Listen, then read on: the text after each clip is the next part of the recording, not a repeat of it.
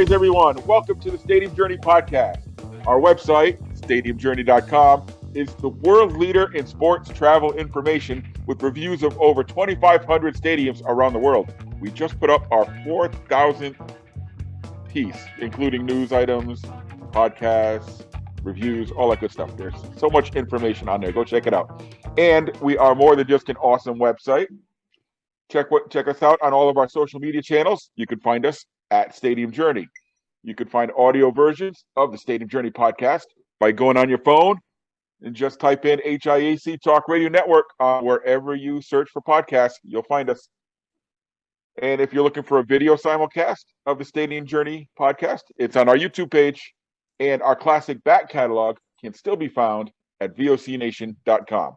And some of you are there with us right now, but if you're stumbling across us at a later date, you want to join in our live studio audience, we simulcast and record live every other Tuesday night at 7 Eastern at danlaw.tv. And for those of you who are in the crowd right now, thanks for joining us. So the gang is all here tonight. Dave Cotney's here. Follow him at ProFan9. Mark Viquez, you can find him at Ballpark Hunter. The other guy, Dan Calachico, is sliding across your screen. You can follow him online at DanLaw83. And I'm Paul Baker. You can find me at PuckmanRI. And so tonight, it's one of my favorite shows of the year. We are wrapping up 2021, putting a nice little bow on it. We're going to talk about our travels for the year. This is our year in review episode. So, let's take a minute and let's recap 2021. So when we started the year back in January, there were no games. The teams that were playing were in a bubble, no fans. And then, as the weather warmed up, when spring came and the outdoor sports started, it was a mixed bag of nuts. I think it all depended on where you lived. I think down south, they kind of just opened up the gates and said, all right, business as usual. For those of us up in the northern states, there were restrictions in place. I remember going to a Portland Sea Dogs game in Portland, Maine, beginning of May. I think it was right around Mother's Day. And the restrictions were crazy. When you went to the game, you had to wear a mask all the time. That's not so crazy. You had to go directly to your seat, and you had to stay in your seat all game. The only reason you could leave your seat, it's like being in kindergarten. Only reason you could leave your seat was to go to the bathroom. I'm not kidding. If you wanted concessions, if you wanted merchandise, you ordered it online, you ordered it on your phone, and they brought it to you. And I know everybody remembers the zip-tied seats all over the place, right? Well, they're still doing that in Milwaukee. You have to order your food, and they don't deliver to you. You just pick it up. So I was there last month. So, yeah, some cities are still doing that. So that's the contactless ordering. Yes. Yeah, it was wild in Portland. And then a couple of weeks later, everybody just sort of said, screw it. And everybody went back to normal, right? Or kind of normal. And then we went through the summer and the fall, pretty much back to normal in the venues. And then Omicron came along. And while they haven't restricted everything the way they were at the beginning of the year, venues are starting to do things like require proof of vaccination to attend. Whole leagues are shutting down. Games are being postponed. So what's next? NHL doesn't go to the Olympics. Well, they're going to need those 3 weeks to make up the games they canceled, right? Yeah, this is nothing new to us. It wouldn't be shocking if we see other leagues take some timeouts, even though they're saying they're not. But the NHL shut it down for a few days. I think Times Square is shutting off their celebration this year. I think I saw something run across my screen. Los Angeles has shut their stuff down. I don't know if New York has yet. I mean, Amsterdam, I don't think you can get into Holland. I mean, so it's we're going to see a combination of states and cities and provinces and countries just come up with different rules and regulations, and we're just going to have to deal with it. I mean, I have my booster shot, so if I have to show it to get inside a venue, that'd be fine. When I went to the Pacers game, I think that was in April or March, I had to have my mask on the whole time except eating. And if you didn't have it, an usher came up and kindly told you to put it on. Now, if you go to a Pacers game, you see people without masks. You see people sitting closer to the court. and it's a different environment. But that can change. I just have a feeling that some states will probably adhere to those rules, and other states will say, "Screw it, we're a freedom state. I don't have to do anything." Mark. I think you're right. I think it's a red-blue issue right now. Unfortunately. Yep, it was for a lot of the states, even the summer of 2020. If you jumped in a car and you drove out to Florida or Texas, people would tell you what pandemic. If you were in New Jersey, it was lockdown. It took me a while to go back out. I had two goals, and I know they're silly to some, but it wasn't so much the sporting events, but I had two simple goals. And if anybody follows me on, I see you smiling, Paul. I say, if anybody follows me on, can I guess? Can I try to guess? Yo, please go ahead. Genesis and Ghostbusters. Oh, you got it. I wanted one thing for the year. I said I'm going to do, and I didn't live as a shut-in. I did it in 2020, I was. My OCD, my anxiety, I was in a bubble, dude. But then you filter out the bad and you bring in the good and you get the right information and you calm down a bit and you reacclimate and you do what you got to do and you live your life. And I'm not saying rip the mask off and go, ha, to everybody out there, but I'm just, when I went to Genesis, full disclosure, I wore 2 masks because that's a lot of people. And plus, I had an N95 disposable mask, and plus I had a nice big Genesis mask that I wasn't going to let go to waste, so I slapped that bad boy on top. Same thing with both concerts. Both concerts. For the movie theater, I didn't wear 2 masks, but I still wore a mask. Which time? All 8 times. I need you to go through all 8 times.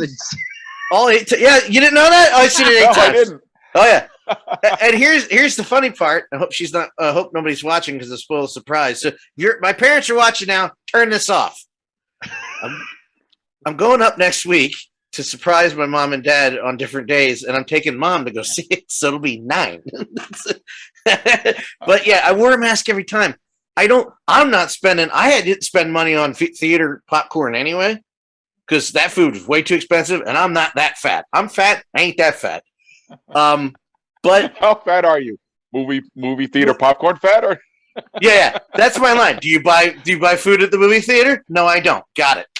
But that's the line I drew. And I've gone to other things. I go out.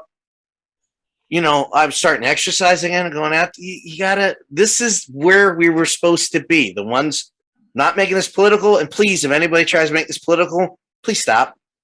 Just do the right thing. Whatever you feel is right. Don't do it a blue or red thing. But, I've done the right things. I'm living my life again. And, I'm not going to parties with 20 people. The concerts were as hardcore as I was going to risk it. I got 2 concerts next year, one on my birthday. Just, taking it one day at a time. But it was nice to be amongst the people. I saw friends I hadn't seen in 2 years. It was nice. Dan, you're not weird for wearing a mask indoors. Anytime I go inside anywhere, I got a mask on. Look, we had HVAC come today, and he knocked on the door. And I looked through the peephole. Very nice guy. Didn't argue.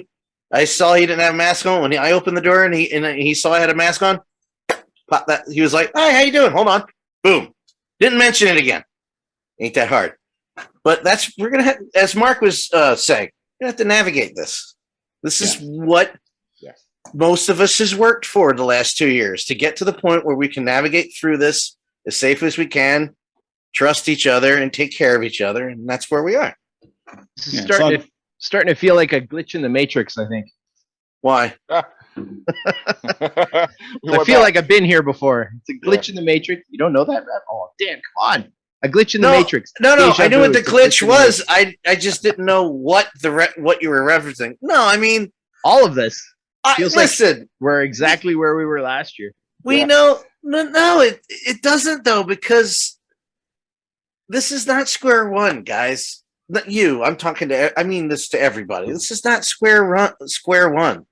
We have the means and the wherewithal to combat this now. We're miles away from where we were in December last year. Some of us, never mind. The same old, if you know, you know. But no, we're not in the same place. This is make sure you read the right information about Omicron, guys, and just be safe. Now, the line at the Wells Fargo said, no, we'll talk about that later. All right, so let's jump into our categories here. So up first is best game you went to all year. Dave, you want to start us off? Sure. So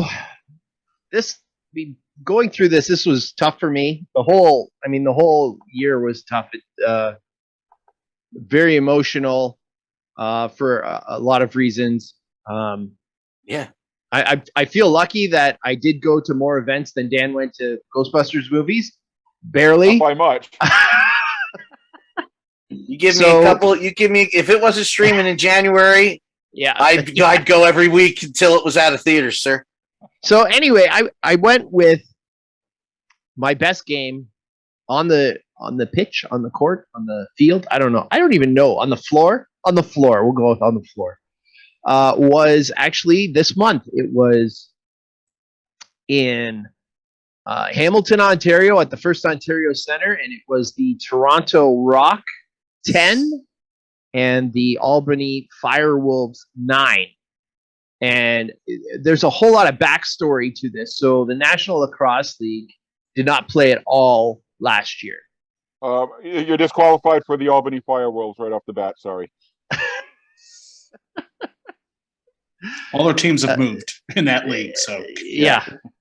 So the league didn't play at all. Like they got to the playoffs the year before, just about to the playoffs, and then they shut it down. They didn't do anything last year. So this was week one for the National Lacrosse League, and a lot of stuff had changed. Not the least of which is where the Toronto Rock were playing. So this was their first game at their new home in Hamilton at the First Ontario Centre. Don't at me about whether or not they should be called Toronto or Hamilton or Ontario or whatever. I don't. Oh, that's why you said what you said. Oh, that makes sense. I didn't know that. The Albany Firewolves, this was their first game at all. They had just moved from New England, and so there was a lot of buzz, and the game on the floor was, it was as good as a lacrosse game as I can remember.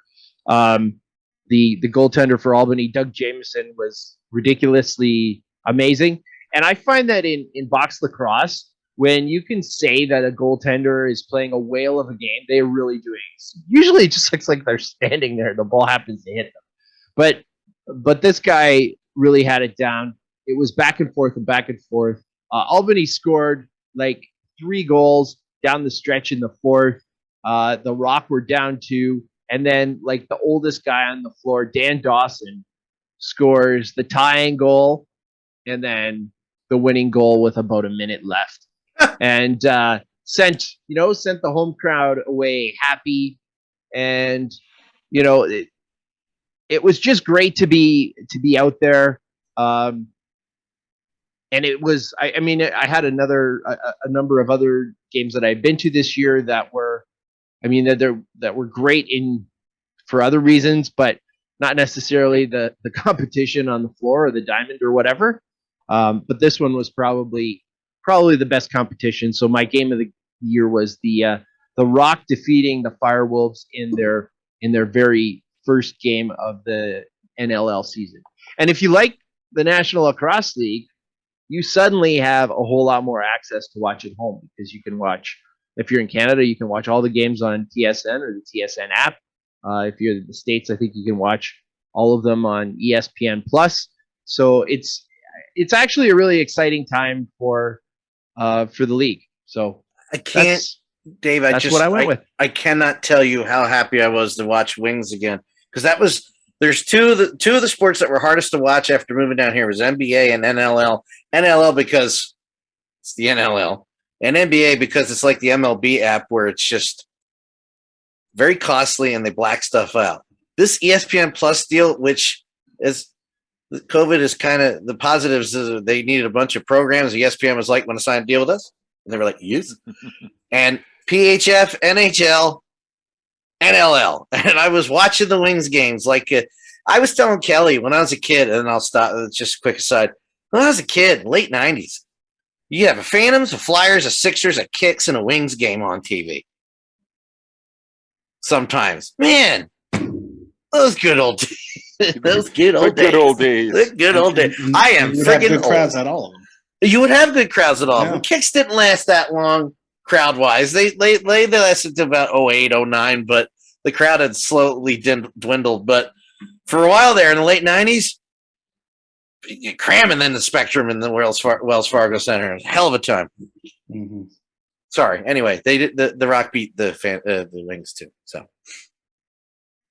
All right, Mark, how about you? Best game you went to this year? Well, I did see a couple walk-offs. I think I saw three saw two walk-offs. Yeah, saw three walk-offs during my baseball trip. But I think the one game that I went to that rang out was one of the high school state tournament basketball games at Logansport, Indiana, number 1 Carmel versus number 2 Homestead. Battle of the Titans, and it took place on a Saturday morning at the Berry Bowl. I walked in, and the place was packed. It was the first time I was at an event in almost a year that had that type of crowd. There were safety protocols, but I didn't see anybody following them. People were supposed to have masks on. I saw people with masks. I saw people. I think the proximity was the biggest problem that a lot of people had, and I don't even think I had my shots yet at the time. Maybe I had my first shot, but it was a reminder that, hey, this is the first sign of normalcy for me. You know, a good old-fashioned high school basketball game, nice crowd. The weather was starting to get a little bit warmer. I spent the entire day up in Logansport doing some other videos, and Carmel pulled it out. I think they wound up winning the state tournament a few weeks later. But that's exciting because, you know, you're seeing some really great talent. You know, guys that are going to make it into Division I college pretty soon. Some may even make pro down the road somewhere. So, you know, that was a game that I remember just, you know, taking in, watching the student sections. And that's one thing I love about going to these high school tournament games. The student section is out of sight. Those kids are all dressed in the same outfits. They're cheering. They're in unison. There's somebody leading the cheer. And then you got the alumni and the fans themselves doing a lot of yelling and barking as well. So that tournament game in Logansport definitely was tops for me because it just said, hey, welcome back to the world of professional amateur sports. Welcome back to sporting events. So that's the one that stuck out to me the most. All right, I'm going to cheat a little bit. When it came to game of the year, I have 3, and two of them are pretenders. 2 are pretenders, but it'll make sense why I picked them. All right, we're talking the first game, March 5th at the Tripp Athletic Center in Dartmouth, Massachusetts, the Little East Conference Basketball Tournament Finals. UMass Dartmouth 108, Keene State 68. Reason I picked this game is not because it was a close game, because it was the furthest from the truth, but got to announce a championship game after a whole season in empty gyms. And this was played in an empty gym, but it was still cool to be part of the team putting on the game, you know, hearing your voice go out over, you know, on the live stream, getting to be part of the post-game ceremonies and everything. It was a big thrill, which was to be beaten in a few weeks later on March 27th when I made my national television debut doing the PA for the NWHL championship game at Warrior Rice Arena when the Boston Pride beat the Minnesota Whitecaps 4-3. So to be able, and the day I did all 3 games that were in the bubble. Originally, the NWHL was supposed to play their whole season in Lake Placid in a bubble. The virus got into the bubble, infected all the teams. They canceled it. About a month and a half, 2 months later, they decided we're going to play the top 4 teams, semifinals on Saturday, finals on Sunday. Everything was on NBC Sports Network. It was a big deal to have women's sports on national TV. And the final game lived up to the hype. It was 4-3. And again, to be part of that whole production was fantastic. Even though I ended up starting the starting lineups 3 times before the semifinals. Yeah, but if you didn't say anything, nobody would have known. Nope, because that's why I started 3 times. Because you have a producer in your ear who told me go, and then a producer in the other ear saying, no, stop. And that happened 3 times, 3 false starts. Nope.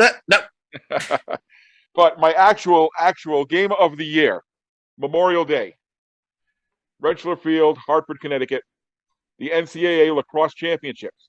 Can you believe it? Two of our favorites this year were lacrosse games. Virginia Cavaliers 17, Maryland Terrapins 16. Oh, Maryland went into this game undefeated, looking to go through the whole season undefeated. Tight game all the way through. Virginia took a 16-11 lead in the fourth quarter. They scored like 5 goals in a row. Took a 5-goal lead. Maryland stormed back with about 4 or 5 minutes left. Scored 4 goals. Bang, bang, bang, bang. Came back, closed it to within 1 with 10 seconds left. Won the face-off. Came down the field. Got a great shot. Virginia goalie made a nice save at the buzzer to preserve the win in the championship for Virginia. So it was a hell of a game, and that is my game of the year. Amazing. 2 lacrosse games, huh? Who would have thought? Yeah, who would have thought? A 16 One was- 15 game with the shot at One was real closing lacrosse seconds. and one was field lacrosse. Yeah. Yeah, 17-16, a record for most goals in a championship game in the NCAA tournament. Yeah, those championship games draw a lot of usually draw a lot of attention. It's something I've been to a bunch of really the fun to do.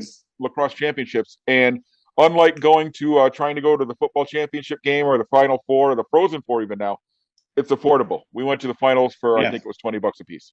And you probably you're seeing the country's best college players, and you're getting the atmosphere that you would probably get at a Frozen Four, correct?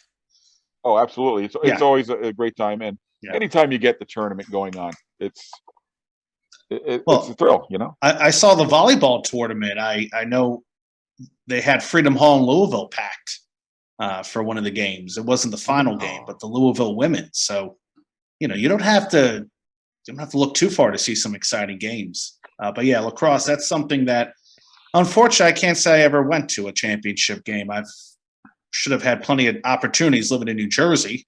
I just never took my butt to one of them. So yeah, something I kind of missed out doing. If you talk to our one of our colleagues, Richard Smith, who is not a lacrosse fan in the least, he would tend to disagree with us, but that's okay. Oh, really? He doesn't have fun? He does not like lacrosse at all. Yeah, he doesn't like fun, does he? And he's from Maryland. Go figure. I was going to say, good thing he doesn't live in like lacrosse town. Oh, wait a second. He's in a lacrosse belt. Good thing he doesn't live in Baltimore. Oh, yeah. Yeah. All right. So here's the year. And those of you who are watching along, feel free to chime in and let us know your best experience of the year. We'd love to hear what you have to say. But until then, we'll move on to favorite venue this year. Mark, why don't you lead us off with this category? Oh, wow. Favorite venue. Durham Athletic Ballpark was awesome. I had been there several years ago. I liked it, and I liked it a lot. I liked it much, much more. I realized how important it is to go back to some of these ballparks. Because, you could say, hey, I've been to a game in Richmond or I've been to a game in Charlotte. But, if you don't go there for 10, 12 years, a lot of things have changed. And Durham, some things have changed. They have a brewery there now. I think it's walk around. You can walk around the whole ballpark. But to me, it felt more than just a AAA ballpark. It felt something a little bit bigger, kind of like the College World Series a few years ago. You're somewhere in between Major League and somewhere in between minor league. But yeah, no, it was wonderful. The whole Bulls concept and the marketing and where it's located in town and how it has sort of a lower level minor league feel, but it also has something more than just a AAA feel. It's a very unique stadium, and it's easily identifiably one of the better ones in all of baseball. I might even put it up against St. Paul, the Saints CHS Field. Those are two incredible places. But yeah, Durham, I had a lot of fun. I'm glad I went. I think I chose that instead of a High Point Rockers game, which I had never been to. So you made the right choice. Yeah. I did get High Point, but yeah. I did get a tour of High Point the couple days later by, I forget the young lady's name, but she was recently promoted. She gave me a private tour, more than I could ever ask for, and I learned a lot about that ballpark. That might have been one of the big surprises. But no, Durham Bulls, I mean, you think of Bull Durham, obviously it's a new park. But a lot of fun there. I was with my friend Zach, his wife, and his old daughter. She loved it. She got to run the bases. She got to high five the bull mascot. The gift shop is insane. It's on crack. I mean, anything you can imagine that you ever wanted with a Bulls logo on it, it's there. So yeah, Durham Bulls, love it. Just love that whole area of North Carolina where you can just go to a new ballpark every day for about 7 days, 10 days in a You row. could probably stretch out to a month. Yeah, we'll probably talk about North Carolina a little bit later. Oh yeah, You and I both made big trips. Yeah, and like I said, you and I were down there, and I think we went to a lot of completely different ballparks, with the exception of a couple. I was going to mention that we were both down there for like 10 days and hardly overlapped. Yeah, we hardly overlapped. You're absolutely right. Just because it's places you like. I wanted to go back to Durham, and I'm glad I did because it really further cemented how much I love that place. And they make good pizza, and that's coming from a Jersey boy. The pizza's good. Dan's like, what? No, no, I agree. What are you talking about? I agree. Oh, okay. What are you talking about? I agree. When I was on my North Carolina trip, I stopped in a pizza place, and somebody from the New York area said, "I can't find any good pizza anywhere outside New York." And I said, "You're tripping, bro."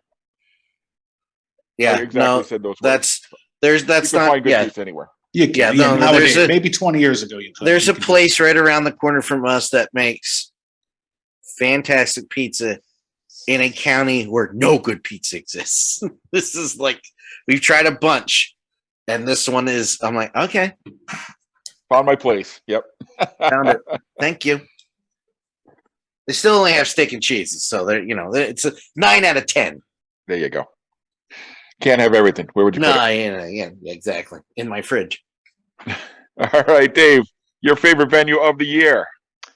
Okay, so my favorite venue is my favorite venue / experience, because to be honest, like, I was pretty limited this year. I didn't have the opportunity to go to a lot of different places. I didn't cross the border. I didn't cross any border.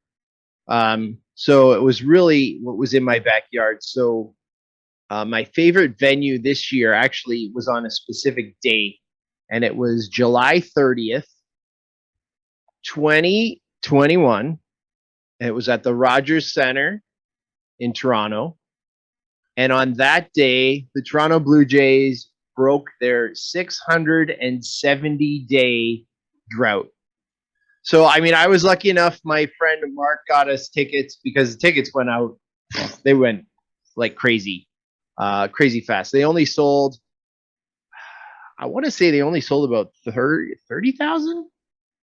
No. Sorry, we had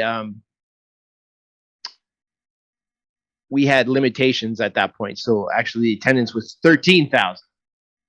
So getting tickets was crazy, but it was such an emotional day. Like 670 days. Now the Jays played, they played a bunch of days at Buffalo. Before that, they played at Dunedin. The previous year they had played at Buffalo as well. But it was the ultimate homecoming. Little things like when the players came in for the first time, they came in from center field, which never happens. And they were aligned by 2 long rows of people holding flags. All those people holding flags were frontline workers at various Toronto hospitals. The video board start to the game was all about how important it was for the Jays to come back, and they didn't. Usually they interview players, and players say what players say. Maybe if they would have interviewed players, they would have said something about it's good to be home or whatever.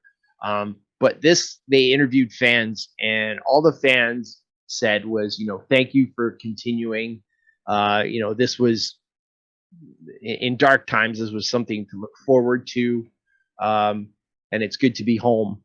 And after that, I mean, the Jays, the home records between the Rogers Centre versus Salem Field in Buffalo versus TD Stadium in Dunedin were like night and day.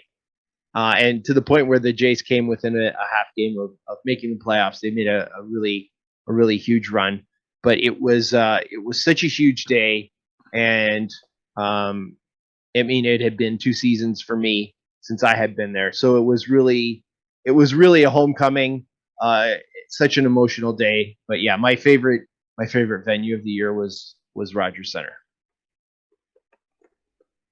All right, so my turn, huh? So I, when I thought about my favorite venue of the year, I only thought of new places I visited. Okay, so I didn't consider, Fenway Park or anything. Fenway probably would have won because even after going there for almost 50 years now, it's still special every time I walk out and see that field. But my favorite new venue this year, and I'm glad you guys are all sitting down because you're probably not going to believe my answer, Polar Park in Worcester, Massachusetts. Wow. I was actually thinking And about to the that. dark side. I was thinking about that the other day because I saw Polar. And the reason this might be surprising is for those of you who know me, knew the connection I had with the Pawtucket Red Sox and McCoy Stadium and how much time I spent there over the years, and probably went to over 1,000 games there in my lifetime. But I've got to tell you, the Worcester Red Sox did so much right with this new ballpark.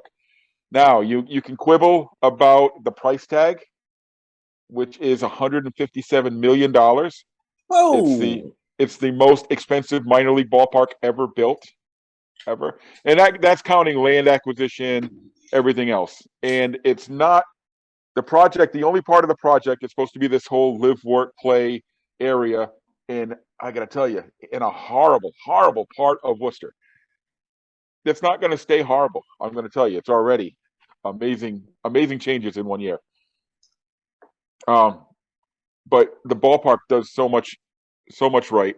My first time in, I was like 150. If you don't think about, hey, this cost $157 million, if you just take the ballpark for what it is at face value, it's a fantastic ballpark. They did a lot of quirky things. There's a lot of different areas to watch the game from. There's different kinds of seating. There's social decks. There's brew pubs. There's standing room. There's regular traditional seats. It's got it all. But what Worcester did better than anything else, and this is a franchise for 50 years, was known as part of the fabric of Rhode Island, but they have connected with the Worcester community in such a fantastic way.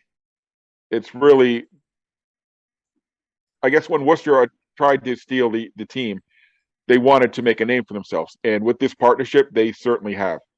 And as you go around the ballpark, it features Worcester companies and Worcester restaurants and Worcester food. And on top of it, it's a nice, cozy bandbox of a ballpark to watch some great baseball. So I went to a lot of great new ballparks this year, but Worcester does top them all. Not too far from home. Well, it is for me. Because unfortunately for me, and I don't know if I said this on the show, probably have, Worcester's here, Providence is here, I'm over here.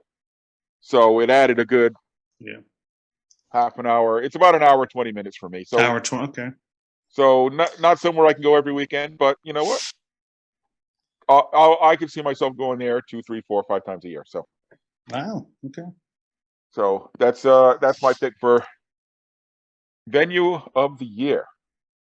So up next, our next category would be our favorite city that we visited this year. Since I'm alternating you guys, Dave, why don't you lead us off? And Catherine. Oh man, this is the slimmest of slim pickings.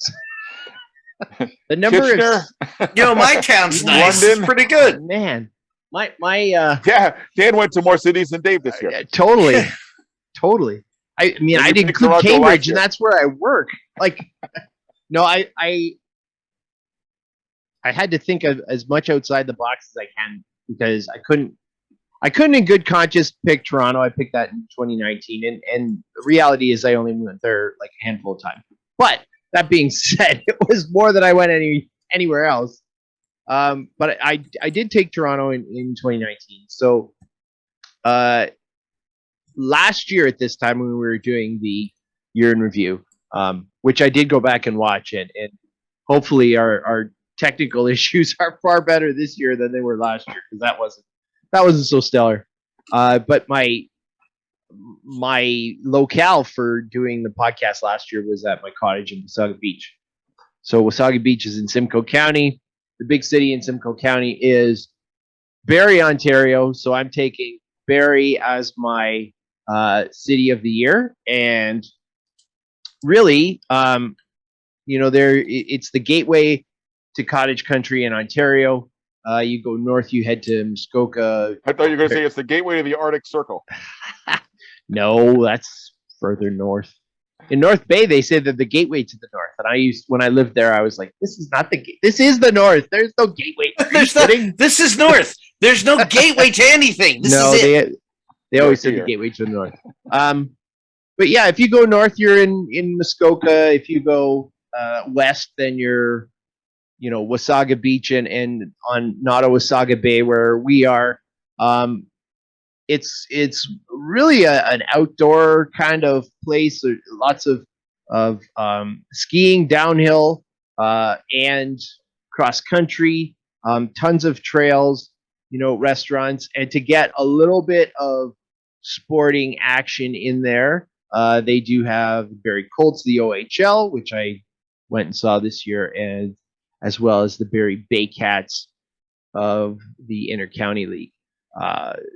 So it's far different than some of the places I've picked in the past, which are all big cities. But this one, Barrie's a little bit closer to home for me. Home away from home, away from home. So I went with Barrie, Ontario this year. Possibly the smallest city we have had in our favorite list over the last 5 years. Unless you guys are getting smaller today, it is definitely the smallest city we've had. No, you know what? I went to the doctor. Apparently, I got taller. Good for you. Man, a whole goddamn inch. 5'6", baby. Hey, a shout out to our buddy Lloyd Rothwell, who's listening live on the show right now from Australia. Lloyd, glad to have you, man. Lloyd, you ever been to Barrie, Ontario? No. Lloyd's looking forward to get. Isn't that where Canada's Wonderland is? Ever seen a grown man naked? Have you ever seen gladiator movies? North of Canada's Wonderland. So Canada's Wonderland is in Vaughan, and if you keep driving north, you're going to hit Barrie in about 45 minutes. That's birthplace of Justin Bieber as well, correct? All right, well, burn it down. Vaughan? No, Barrie. Well, I don't know about that. Oh, Justin Bieber is usually referred to as being Stratford. No. Oh, Stratford. Okay. Well, New Jersey? Stratford, Ontario. Stratford, Ontario. That's for the famous Stratford Festival. That's for the like Rachel McAdams. Is she from London or is she from St. Thomas? That's where the Tim Hortons in Jersey opened. In Stratford. Dan, I'm surprised you didn't bring this up, but since London, baby. Rachel McAdams is from Boston. She's from Boston. Okay. Dave. You should be an expert on this. You brought up Tim Hortons. I must fact check. Justin Bieber. That's the big promo now. Is Justin Bieber has his own Timbits, so you could get some Tim Biebs. I'll get Tim. I don't give a damn what they call them. I will get them and I will eat them. Well, Mariah Carey has her own McDonald's menu, so yeah, go for it. They could call them the Toronto Maple Leafs Stanley Cup 2022 Timbits, and I'll still buy the damn things and eat them. Rachel Ann McAdams, born November 17th, 1978, London, Ontario. Canada. I know. London. But wait. I know there's a Boston connection. I know it for sure. There has to be, yeah. She went to a Bruins game. That's it. She went to a... Well, and I'm claiming a lot of damn people. Yeah. No, just like York University. Meghan Markle, they claim as a White Sox fan, but I have not verified that yet. All right, I don't know why I was thinking of Rachel McAdams. I must have her mixed up with someone else. Phil Collins is a Canucks fan. Really? Yeah. Yes, really. He goes there whenever he gets up there because that's where one of his daughters lives. He will go to a Canucks game all the time. Okay. I have a poster right here where he's wearing a Canucks jersey. You can't really see it there, but that's the background of the shot. Well, if I ever get to Manchester, England, this is where I'll be going. Manchester City? Well, do me a favor. Stay there. Stay there. Yeah, stay in Okay, I Manchester will. City. Stay I in will Manchester stay. City. Why would you go anywhere in no, I'm just kidding. I mean, I would probably hang out in London a little Is bit longer. Manchester your city of the year? All right, Mark, you're up. Super segue. If I visited, that would Nice, have been Dave. great. But this was really hard. I don't think I went to any city this year that stood out to me. I mean, I went to St. Louis. I love St. Louis. I can easily say that, but it's a major city. That's not fair. Good barbecue and some good beers. It's And not fair. some good baseball. But I'm going to say one city that I really enjoyed my time was Johnson City, Tennessee. I don't know if that's smaller than Vaughn, but Johnson City to me was a cute little town. Not a place you want to hang out in for like a week, but maybe a long weekend. They have a nice brewery downtown called Yeehaw. That's what it's called, Yeehaw. Yeehaw! And it's right in an old train depot next to I want to say it's the White Duck Taco Company. I may be getting that name wrong, but they make these really awesome fusion tacos that are decently sized. They're not these like, oh, let's spend $5 on a street taco and you're done with it in 2 bites. This was pretty good. I had fried chicken with kimchi. I had some braised pork tacos. I had a lot of fun there. I could have hung out there a little bit longer. Downtown was, had some other nice places to eat. They had some chicken wings. They had some other outdoor, like local little bars that were just kind of in old buildings. It looked like there was an old gas station. One looked like it was an old, another type of train depot. I don't know. But it was just a fun little place to walk around. It's an outdoorsy area in the Appalachian Mountains, so there's a lot of hiking and canoeing and things of that nature. So you go there to enjoy a little bit of town. You go there to stay in a nice hotel, and you go there to really look into a redeveloped downtown. And then you got an awesome ballpark there where the Johnson City Doughboys play, and I was there on Thirsty Thursdays. Old ballpark. $1 beers, $2 beers, and $3 beers, just depending on the size. So and you can Uber back to the hotel from the ballpark if you can't drive. But a fun little place. It was one of those towns I would have liked to have had maybe one more day just to see how things are going. So I was very surprised. If you include that with Greenville, you get all the President Andrew Johnson exhibits, and Elizabethton, which has more outdoor activities and river riding. You got a nice little spot for the family or for the ballpark enthusiast. 3 ballparks within like 40 minutes of each other. So JC, Tennessee, my pick for a city of the year. So Barrie was the smallest city that we'd ever chosen as city of the year for about 4 minutes. I had a feeling. Because Johnson City is about half the size of Barrie. So Yeah. Johnson City about wow. 70,000 and Barrie at about 140. Oh, okay. Well, Wow. yeah, if you combine Elizabethton with it, which, I think the 2 ballparks are about 15 minutes away, even though their ballpark's just an old football stadium that they converted into a ballpark 46 years ago and have not changed it. No, Johnson City. To me, that just seemed that's the one that sort of stuck out to me, because I wasn't going to say Charlotte, because I still don't know what the hell you do in Charlotte besides see sporting events. Leave. I don't know. I'm a little disappointed in Charlotte. You're a major city. I keep hearing how people are moving there. It's becoming the Atlanta of the North Carolinas. You're not Atlanta. Atlanta is such a superior city. And if I'm ticking off anybody from Charlotte, like Jared Goodman, if he happens to be listening, I'm sorry. What the hell do you do in Charlotte? I did have good barbecue, the best barbecue on my trip. That's hey, listen, you got to get in to get out. I was begging myself, what the hell do I do here? Nobody could tell me. Go to the NASCAR museum. Go to the racetrack. I mean, that's cool, but anything else? Museums, quirky neighborhoods. Birdsong Brewing wasn't even open when I was there. What if there's nothing to do at the racetrack, though? And they let you drive your car around on the Carolina Racetrack Speedway. Apparently they do. I Maybe I should have done that to kill. You some know, time. in That would've all made a my good video. dreams, That would have made a good video. all I've wanted to do is take a 2013 Hyundai Tucson and drive it on a racetrack. Let's open this baby up for That what? would have been fun. See, somebody should have told me that. Maybe I would have taken that up for consideration. Of course, when I went to the Whoa, Carolina Fortman. Speedway, they were closed. Yeah. I was looking forward to doing that. Pam and I were arguing who's going to get to drive. Is Bristol would be Charlotte nice. is Charlotte Motor Speedway not called Charlotte anymore? Oh, maybe it's Maybe I'm calling it the wrong thing. It's Charlotte. Oh no, Yeah, I it's was up in But it's in the suburbs. It's in, Yeah, it's in Concord, I believe. Concord, yeah. Yeah, Okay. I'm gonna say fall. Yeah, it's in Kannapolis. Someone's gonna say, no, it's not. You Nope, liar. next down over. But yeah, they're very close. They're very close. Yeah, I just was. Yeah, definitely wasn't going to say Charlotte, but like I said, I mean, Oxford, Ohio is a very nice town. But yeah, Johnson City really caught my eye, and I love going to small little towns and having appreciation for types of places. Like Traverse City the year before was just an amazing time. But then again, I didn't go anywhere. But I think Traverse City still would have been high on my list if I had gone to several other cities across the country. So, all right, Paul, what about you? Right. So I Estonia? almost outsmalled both of you guys with my choice, Everybody's awesome. but I didn't. I went the other way. And yeah, just a shout out again to North Carolina. Is that baseball heaven or what? Yes, it is.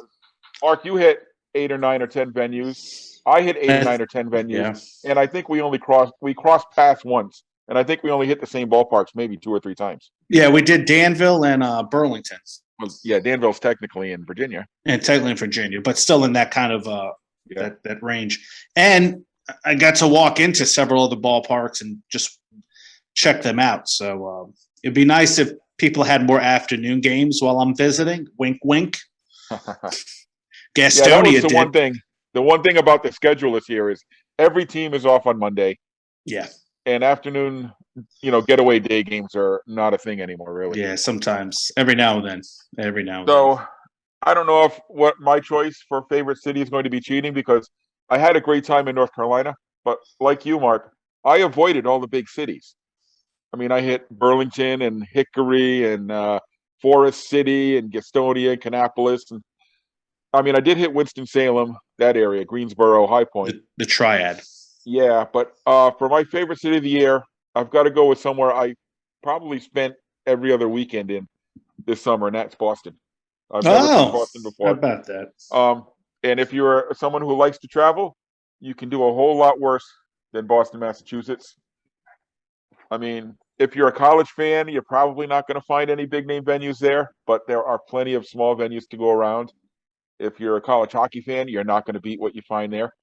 Don't have to say more about Fenway Park. And if your baseball trips or your sports travels are like ours and they include the city and restaurants and historical sites and stuff like that, I dare you to find a better city. So I've always stayed away from Boston because I don't want to be called a homer.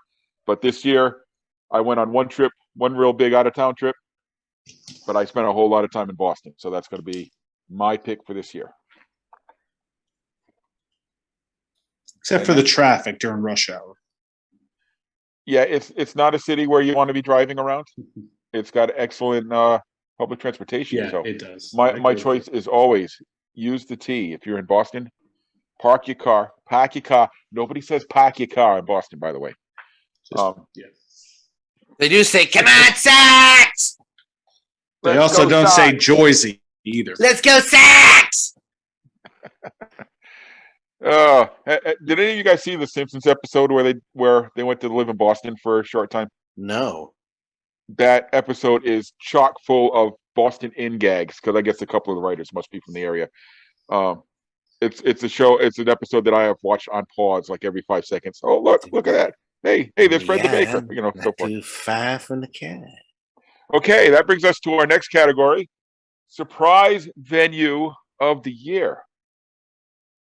So this is always a fun one, because this is on our travels. We often come across places where we weren't expecting much, we weren't expecting anything, or we stumbled across a place and ended up just having the best time.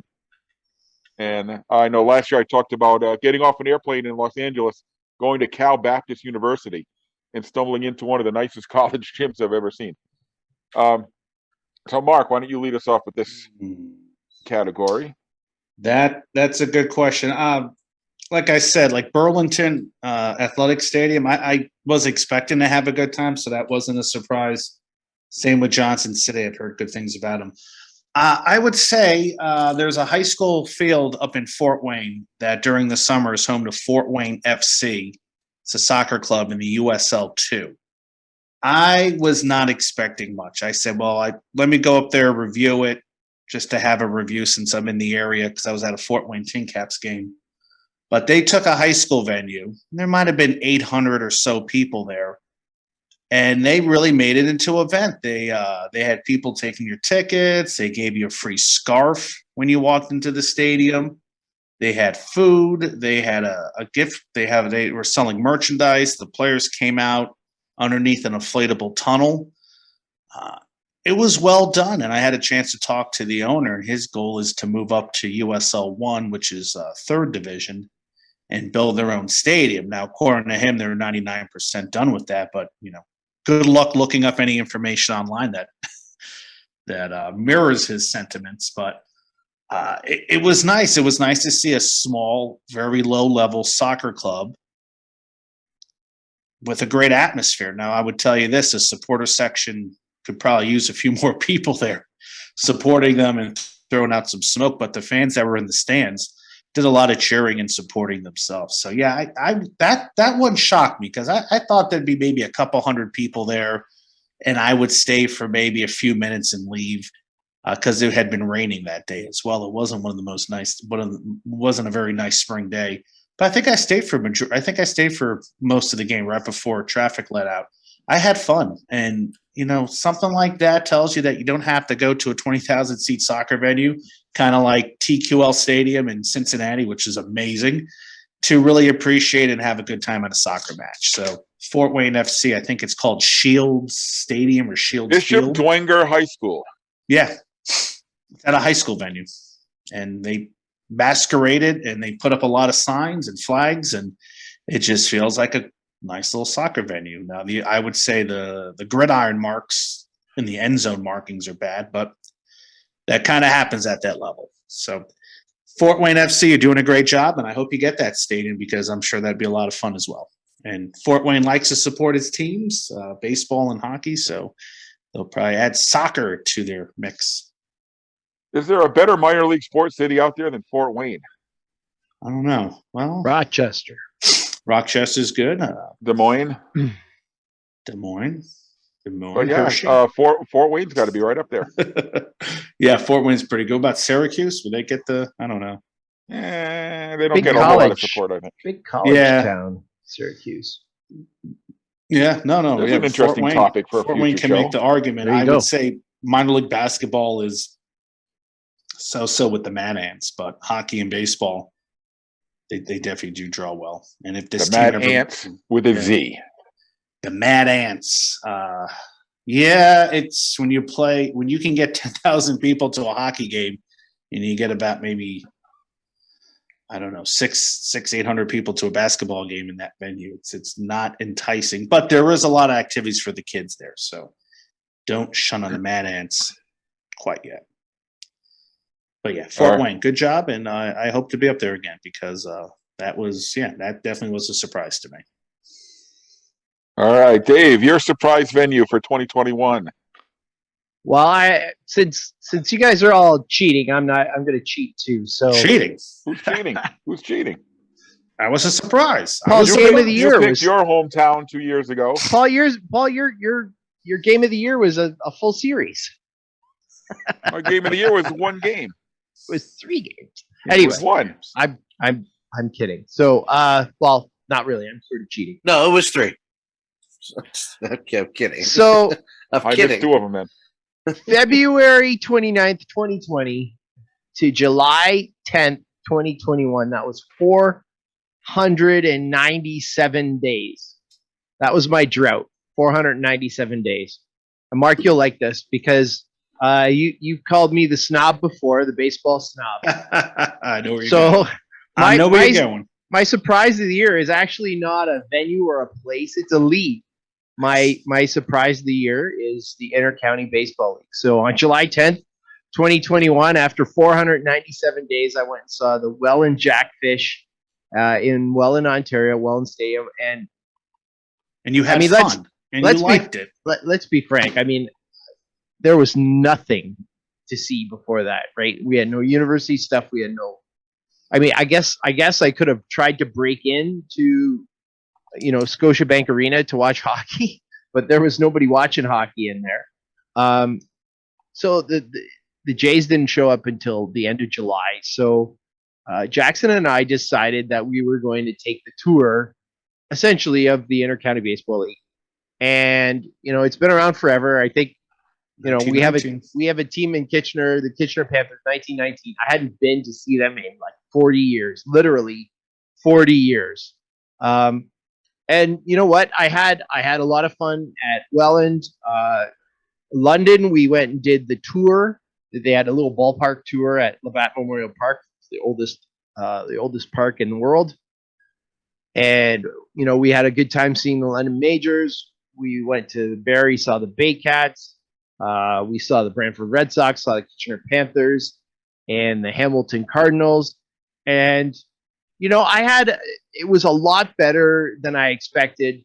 Some venues were really not great. Kitchener's not great.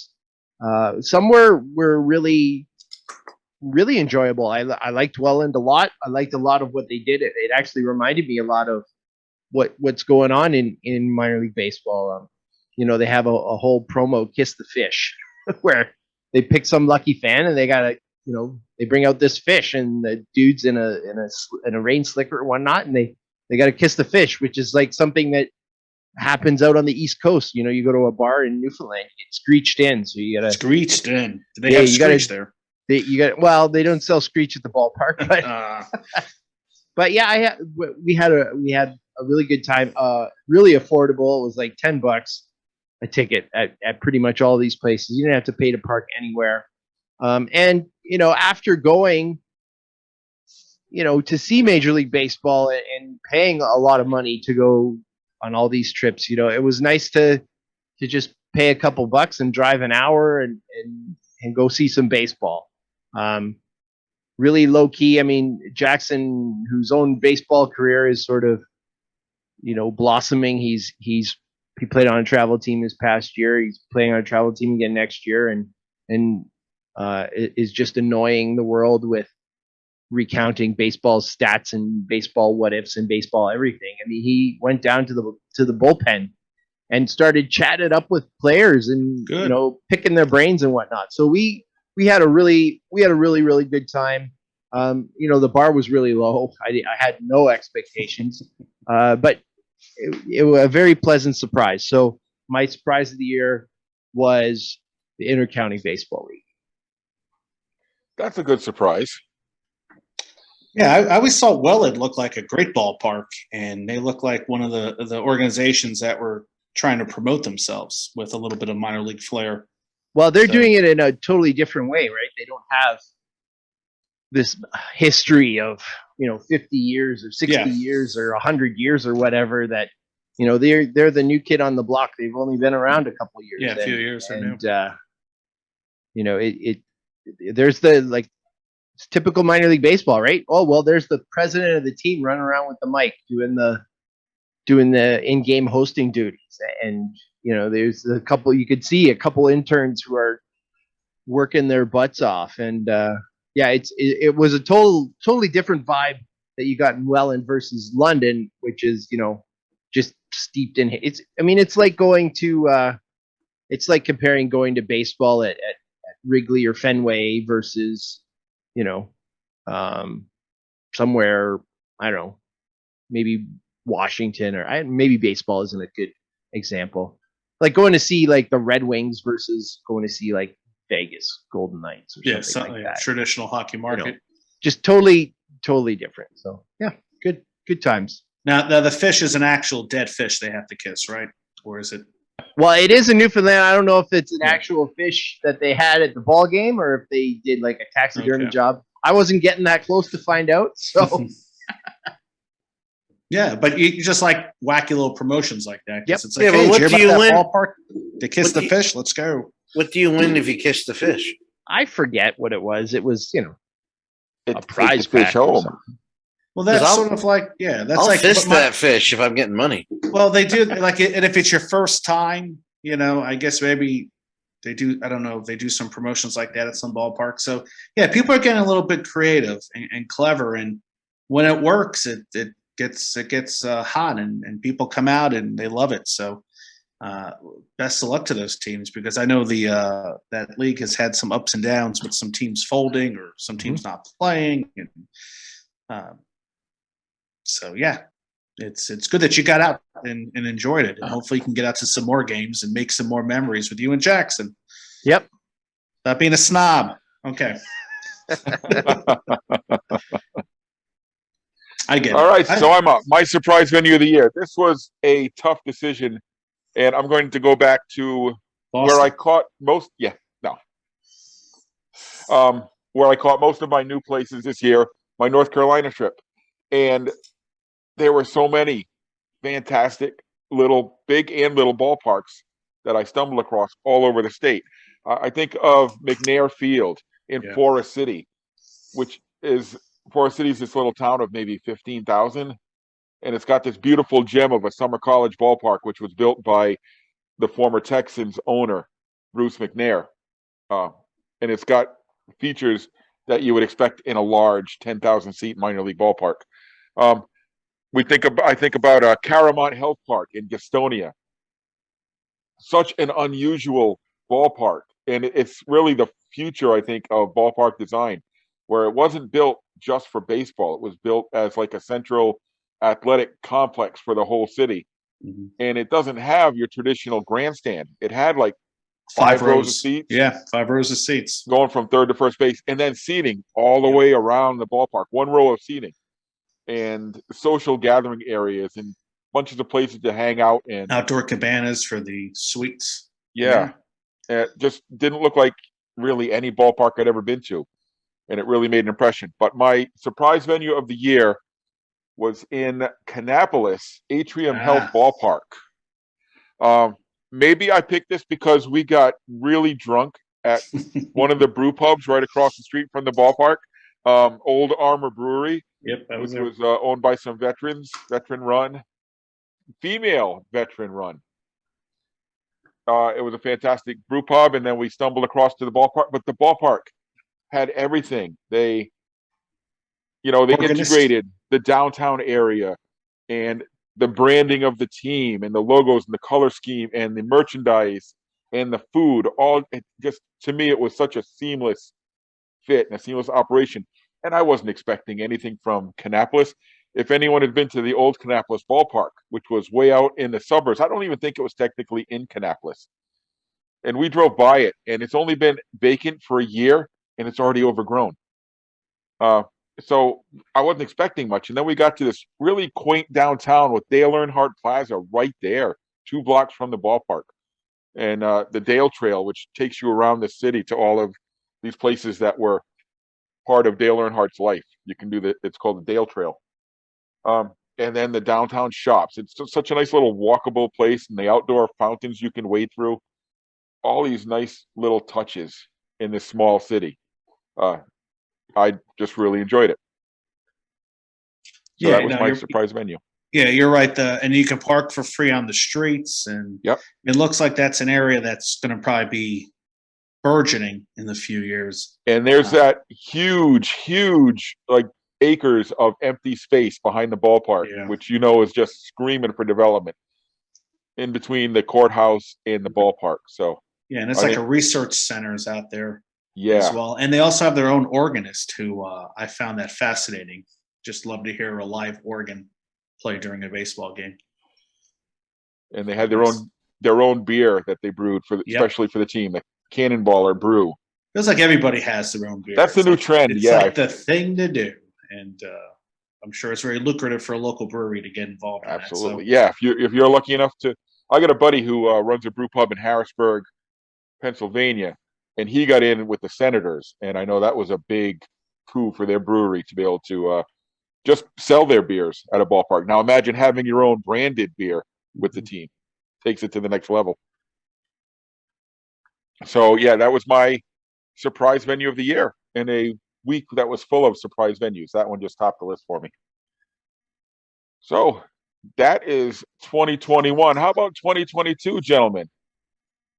Do we have any plans? Are we looking forward to anything in the coming year?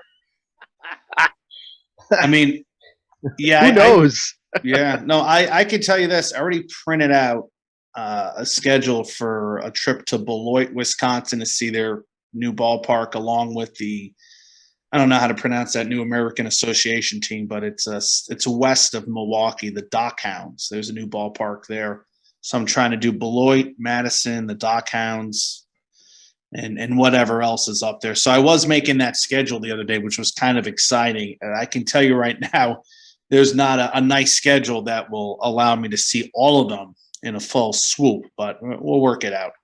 So yeah, I'm looking at Wisconsin and getting back up there again. I was just there a few weeks ago to see a Bucks game, but yeah, I'm definitely looking forward to baseball season, even though it's not even January yet. So that's never too early to plan. All the schedules are coming out. That's right.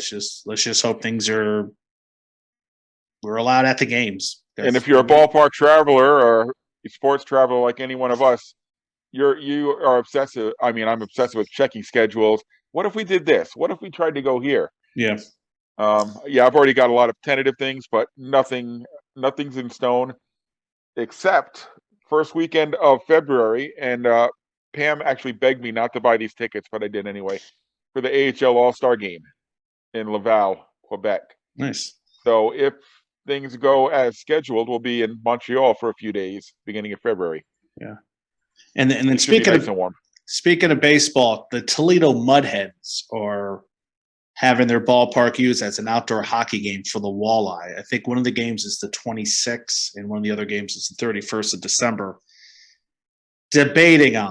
Really debating on that, especially since my plans have changed. That'd be kind of neat to drive the 3 hours to see a hockey game outdoors, but absolutely at the same time, I don't want to freeze my butt off in 25-degree temperatures. So that may be a game time decision. We'll find out. Hey, the Kannapolis Cannonballers are listening. Thanks. I'm crossing my are? fingers. Nice. I'm crossing my fingers that we could do my March break plan.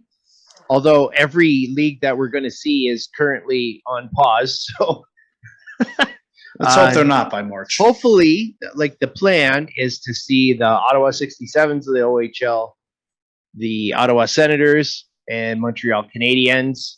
The NHL, the Laval Rocket. The AHL, I guess Laval isn't. AHL hasn't been put on pause yet. And then the Gatineau Olympique for the QMJHL. Gatineau, Laval, brand new buildings. Montreal is just always a good spot to go. So I'm really crossing my fingers now that we could do that stuff, but Ontario, Quebec is in rough shape. When you guys were talking about restrictions, one of the restrictions that we have in Ontario is that the venues are not allowed to sell food at all now. Right. Now I'm not sure they've actually gotten to that point because everything's been canceled.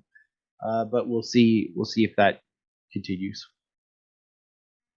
You'll be all right. I'll teach you how to get food into a venue real easy. Dave.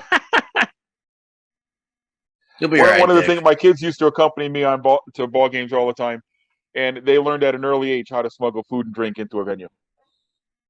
My daughter was famous for taking a 4-pack of Reese's peanut butter cups right up the sleeve and just walking in. I do that to movie theaters, but it's too bad her dad didn't work in concessions or something. I got peanut butter cups. We went to other places besides McCoy Stadium. They just announced about an hour ago the IHF World Juniors will go on with 50% capacity. Ooh. So who are those people who are going to be in Edmonton and told, oh, by the way, those tickets you thought you had, you no longer have? What are they going to do? They throw a dartboard. You can go. We're not talking about, the World Junior is not like a Edmonton Oil Kings game. I don't know. Yeah, no, it's that's a tough one. Right. Yeah, I know. I don't know what they're gonna do. Well, some games are better than no games, right? We've learned that lesson the hard way. Listen, everybody who said we have to learn to live with this, well, now it's time to put your money where your mouth is and learn to live with it then. Here we are. This is the new normal for a long time, guys. Let's hope for not too long. I hope that's neither here not. nor there. I'm tired of this crap. Oops. All right, so that's all the time we have for tonight. I think we put a nice bow on 2021, boys. So thanks again to everyone out there listening and for joining us and for tweeting along and all that good stuff. So Dan, if our listeners want to follow you online, where can they find you? Well, you can find me at all social media platforms at DanLaw83. Mark, how about yourself? Where can our listeners follow you? Ballpark Hunter on YouTube, Twitter, Instagram, if I feel like using Instagram. I'm also releasing a series on YouTube called Throwbacks. I'm taking old videos from the 90s and early 2000s and showcasing them. So look for that come the new year on my YouTube page. That's Ballpark Hunter. All right, and Dave, where can our listeners find you online? Twitter and Instagram at ProFan9. Don't call it a comeback because we've been here for years. Obstructive Views makes its much anticipated return, premiering next Wednesday on the YouTube with a trip to, I don't know, someplace Dan likes, is Hershey Bears place or something. With special guest star LL Cool J. No. Yeah. Well, I don't. The current arena is fine, but the old arena is where I really liked it. Yeah, that was a nice place. If you watch the video, you might actually see a picture that was provided by Dan. Yeah, I was going to say, did you use any of the... with no credit given to him. You son of a bitch. Am I in the picture? Nope. God dang it. Oh, my... And you can follow my Stadium Journeys on Twitter, Instagram at PuckmanRI. And remember, you can find all of our stadium reviews, news items, and other feature stories on our website, stadiumjourney.com. Connect with us on all of our social media channels at Stadium Journey. Like, comment, and share, please. You can find audio versions of the Stadium Journey podcast by searching HIAC Talk Radio Network on whatever podcast app you use. Video simulcasts are on our YouTube page. Just go to youtube.com/Stadium Journey. They're all there. And our classic back catalog can still be found at vocnation.com. And join us for our live streams every other Tuesday night, 7 Eastern, twitch.tv/DanLaw83 or danlaw.tv. I got to update my script there. Hey, join us once again. We'll be back next year, January 4th. We'll be joined by Stadium Journey's own Lloyd Brown, who is going to share his personal journey to Club 124. And thanks again, everybody, for your support. And as we wrap up 2021, special thanks to Kelly, Denise, Amy, and Pam for allowing us to come on and talk sports every Tuesday night. And so for Dan, Mark, and Dave, this is Paul wishing you safe Stadium Journeys and close games. Hope to see you on the road real soon. Good night.